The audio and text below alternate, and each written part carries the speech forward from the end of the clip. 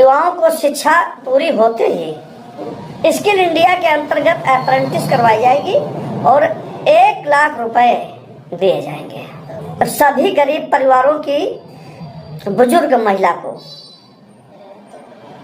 एक बुजुर्ग महिला को महालक्ष्मी योजना के अंतर्गत 1 लाख रुपए सालाना दिए जाएंगे।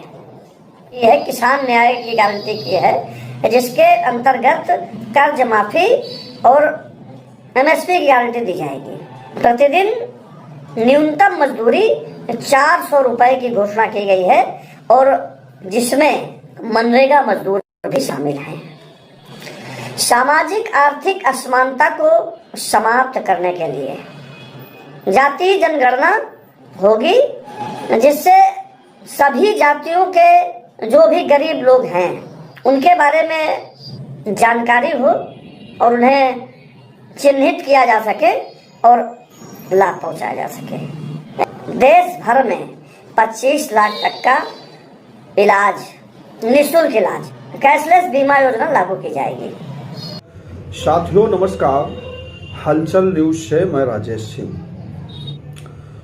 लोकसभा 2024 के लिए कांग्रेस पार्टी ने अपना घोषणा पत्र जारी कर दिया है, जिसे न्याय पत्र का नाम दिया है कांग्रेस ने।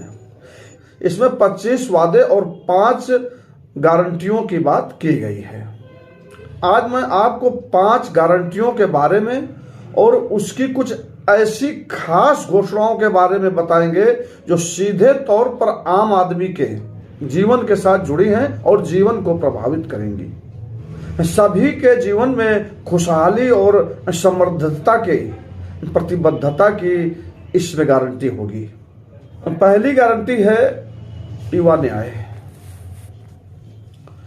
जिसके अंतर्गत युवाओं को शिक्षा पूरी होते ही स्किल इंडिया के अंतर्गत अप्रेंटिस करवाई जाएगी और 1 लाख रुपए दिए जाएंगे, देने की गारंटी की गई है।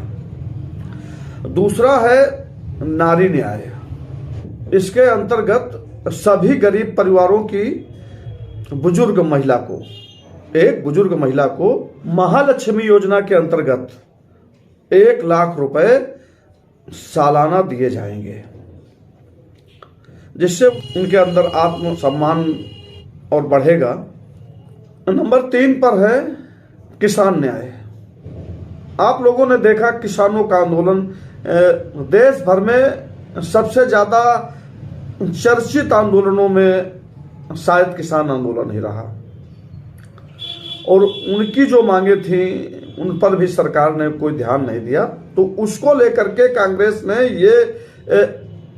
ये गारंटी की है, किसान न्याय की गारंटी की है, जिसके अंतर्गत कर्ज माफी और एमएसपी की गारंटी दी जाएगी। चौथा है श्रमिक न्याय। मजदूरों की हालत को देखते हुए जो बदतर हालत होती चली जा रही है, महंगाई बढ़ती चली जा रही है, बावजूद इसके मजदूरी नहीं बढ़ रही थी, तो उनको इससे बाहर निकालने के लिए प्रतिदिन न्यूनतम मजदूरी 400 रुपए की घोषणा की गई है और जिसमें मनरेगा मजदूर भी शामिल हैं। 5वीं गारंटी है हिस्सेदारी न्याय। सामाजिक आर्थिक असमानता को समाप्त करने के लिए जातीय जनगणना होगी, जिससे सभी जातियों के जो भी गरीब लोग हैं उनके बारे में जानकारी हो और उन्हें चिन्हित किया जा सके और लाभ पहुंचाया जा सके। इसके अलावा जो है 40 लाख सरकारी नौकरियां, रोजगार की गारंटी, शहरी रोजगार योजना लाने का भी वादा है। राजस्थान में कांग्रेस सरकार द्वारा लागू की गई चिरंजीवी योजना की तर्ज पर देश भर में 25 लाख तक का इलाज, निःशुल्क इलाज, कैशलेस बीमा योजना लागू की जाएगी। ये गारंटियां हैं जो आम आदमी तक सीधे पहुंचेंगी और आम आदमी लाभान्वित होगा। घोषणा पत्र में और भी बहुत सारी चीजें हैं, लेकिन अभी इतना ये जिक्र इसलिए मैं कर रहा हूं, इस वीडियो के माध्यम से मैं आम आदमी जो फौरी तौर पर जो चीजें उसके जीवन को अस्त व्यस्त कर देती हैं, अव्यवस्थित कर देती हैं, और वो जो उसके रोजमर्रा की चीजें हैं, शिक्षा है, स्वास्थ्य है, भूख है, बेरोजगारी है, ये जो कांग्रेस की गारंटियां हैं, ये सीधे तौर पर जिस दिन से कांग्रेस की सरकार बनेगी और उसी दिन से ये योजना लागू हो गई अगर, तो ये सीधे असर डालेंगी और आम आदमी का जीवन स्तर बेहतर होगा। कांग्रेस पार्टी ने अपना घोषणा पत्र पेश करते हुए उस सवाल का भी जवाब दिया है जो बार बार ये कहा जाता था कि 70 साल में कांग्रेस ने क्या किया, तो उसी का जवाब दिया है। ये घोषणा पत्र जो है ये उसी का जवाब है कि कुछ और किया हो कांग्रेस ने ना किया हो। इनकी तरह भारतीय जनता पार्टी की वर्तमान सरकार की तरह लूटपाट और आम आदमी को नजरअंदाज करते हुए जो काम किया, कारपोरेट की पूरी मदद की, कारपोरेट के हाथों में पूरा देश सौंप दिया, वो काम भले कांग्रेस नहीं कर पाई, लेकिन आम आदमी को नजरअंदाज नहीं किया। उसने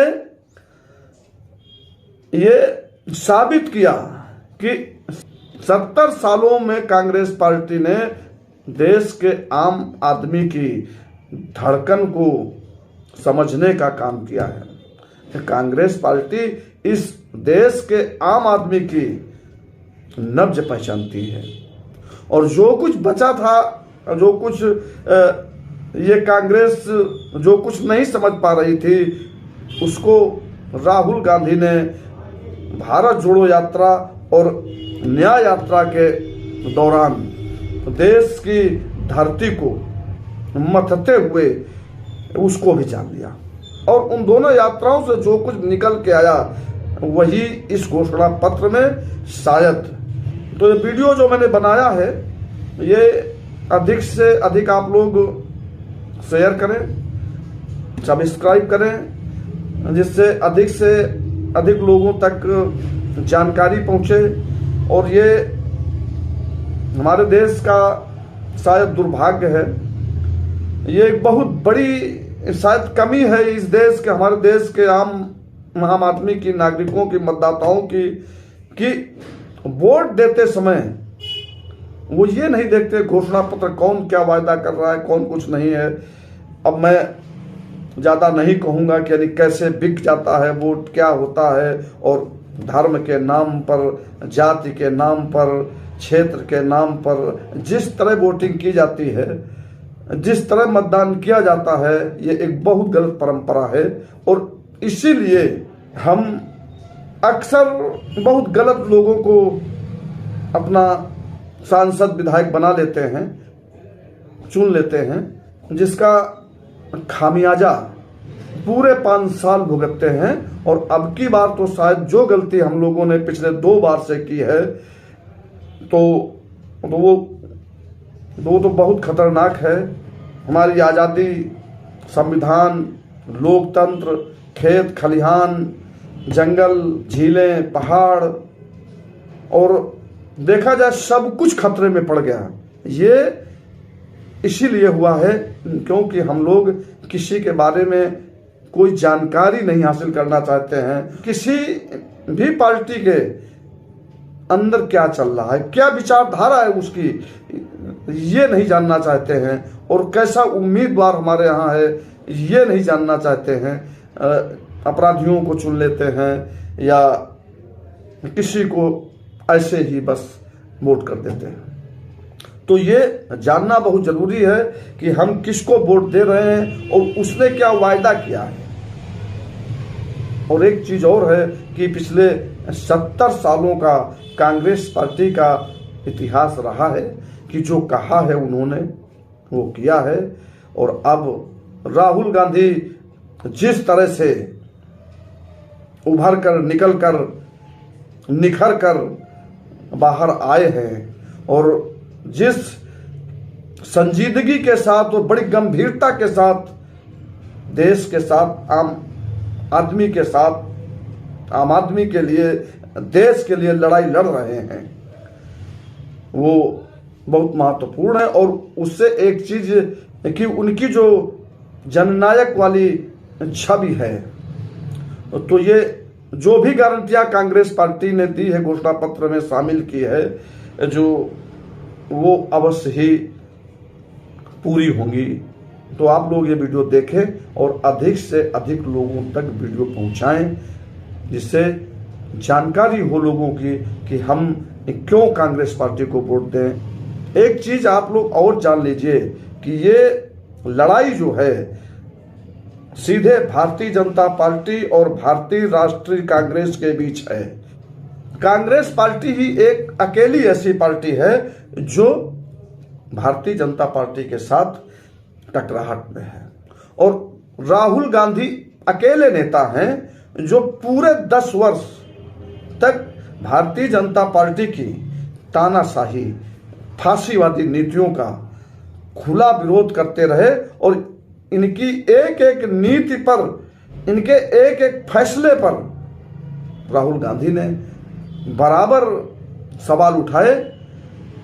लोगों ने हंसी उड़ाई, मजाक उड़ाया कि ये पता नहीं कहां से लाते हैं, लेकिन जब वो चीजें एक एक करके सामने आई, मैं इस वीडियो को ज्यादा लंबा नहीं करना चाहता हूं, एक चीज बता देना चाहता हूं कि इलेक्टोरल बॉन्ड के वाले मामले में आप लोगों ने, ये चुनावी चंदा का जो खेल है, इसके बारे में आप सब लोगों ने देखा, जाना और समझा।